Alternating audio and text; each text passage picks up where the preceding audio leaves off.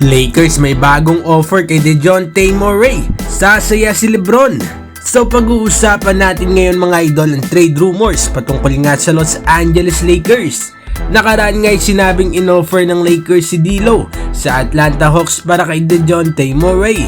Pero hindi nga daw naging interesado ang Hawks kay D'Lo. At kanina nga sa laban ng Lakers at Hawks ay sigawan nga mga fans ng Hawks na ayaw nga daw nila kay D'Lo. Pero after the game ay nakita nga rin na nagyayakapan nga itong sina D'Lo at Murray. So malamang nga na alam nga ng mga ito ang usapin patungkol nga sa trade rumors.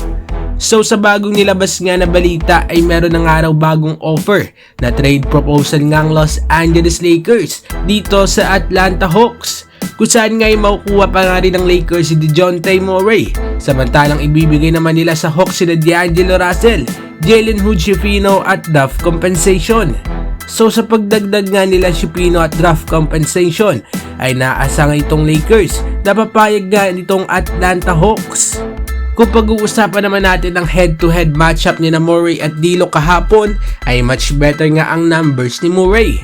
At nakuha nga rin nila ang panalo kontra sa Lakers.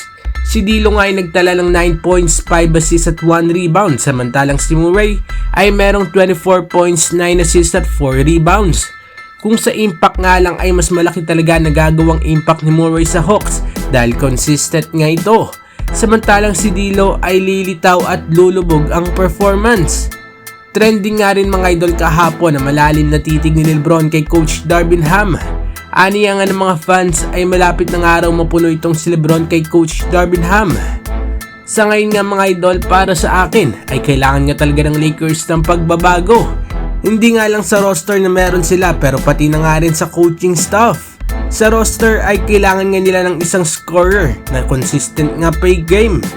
At isang sentro nga na makakatulong kay Anthony Davis. At sa coach naman ay isang veteran at merong championship experience. Tulad nga ng former Bucks head coach Mike Budenholzer. Anong masasabi ninyo dito mga idol? Agree ba kayo dito o hindi? Mag-komenta sa baba at ating babasahin yan. Huwag kakalimutan na mag-like and subscribe para sa iba pang balitang NBA.